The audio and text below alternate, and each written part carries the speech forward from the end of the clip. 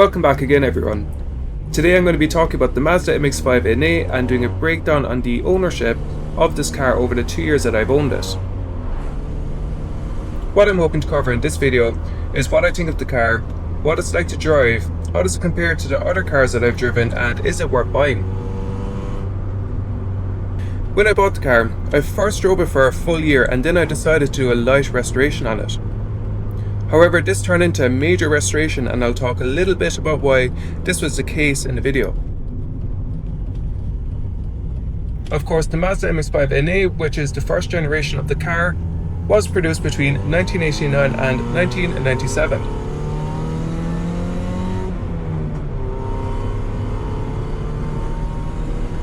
Because my model is a 93, this means that it has vintage tax, which only costs €56 for the entire year.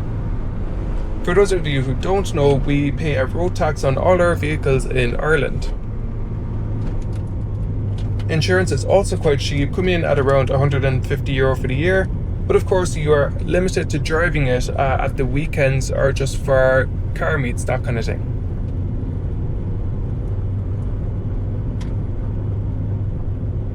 When I began restoring the car, I found a lot of rust, which means it had to be cut out and welded, and then I had to paint the entire car, which I did myself. All the suspension and brakes had to be totally changed also, as they were completely worn out.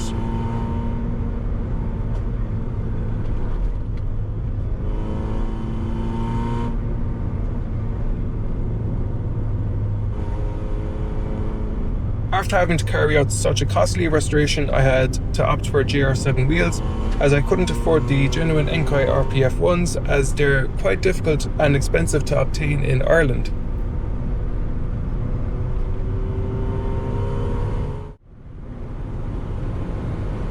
If you would like to see a full breakdown video on the total cost of restoring the car, make sure to leave a comment and to subscribe.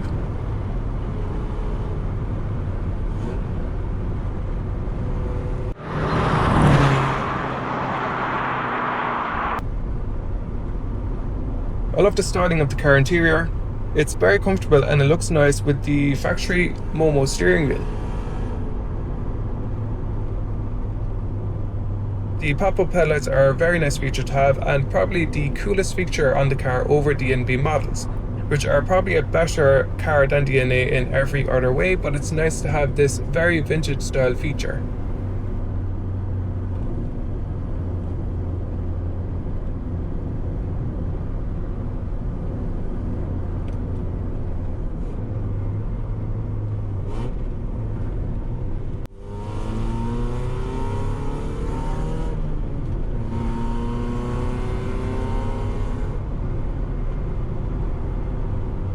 The steering's light but not too light. You still get a good bit of feedback through the steering wheel, and with the 50-50 weight distribution you can confidently throw the car into corners. This is one of the main reasons I opted for the car over the MR2, as those suffer quite a bit from snap oversteer, which is not something that you want in a car as a young-ish driver.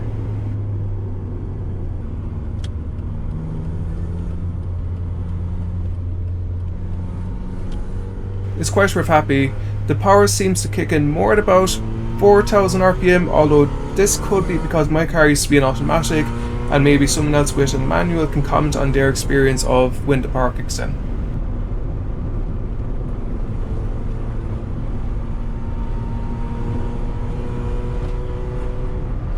You do want to go for the 1.8 model, as these have a nice bit more power than the 1.6s.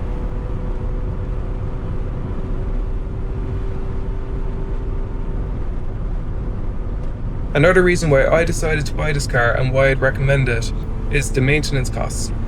If you can get a rust-free and well looked after car, unlike mine before I bought it, then you shouldn't have too many bills, although there are no guarantees with a car that's this old.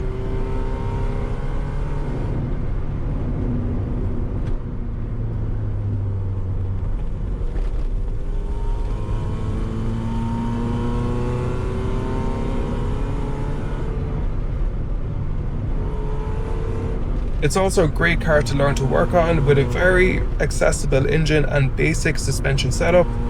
There There's also a huge amount of parts easily accessible for these cars, okay? Aftermarket, you can source these from BOFI Racing, which is another reason I'd really highly recommend this car, as sourcing parts for vintage cars can be quite a bit of a headache.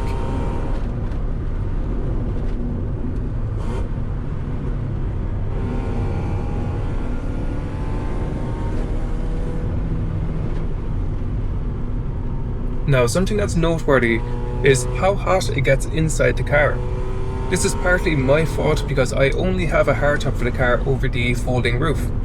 What happens is a lot of heat rises from the gearbox into the cabin of the car, as this is seated directly under the driver.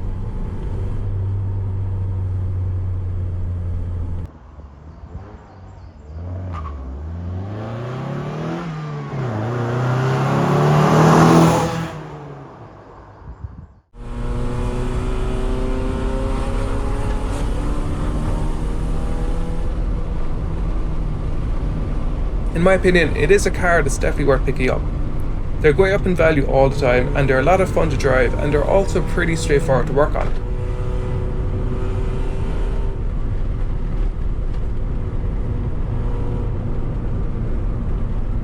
So after everything I've talked about in this video, I do think that this car is well worth picking up.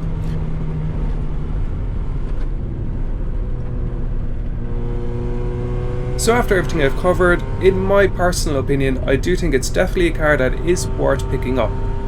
They're only going up in value, they're a lot of fun and pretty straightforward to work on, and I just really have no regrets whatsoever with buying this car.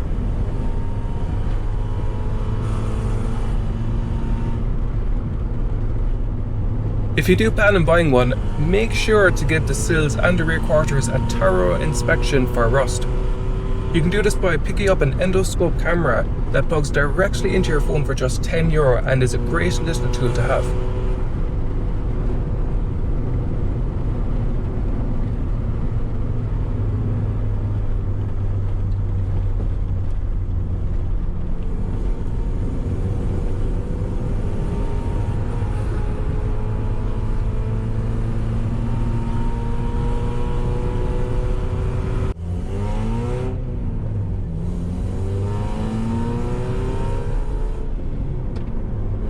You're also sure that you're buying a great handling car, that there shouldn't be any issues with snap oversteer or oversteering or torque steer.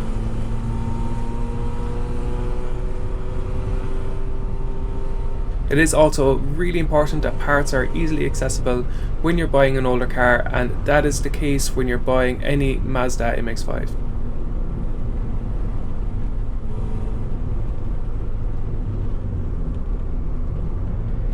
Thanks a million for watching. I hope you found the video helpful, and see you again next week.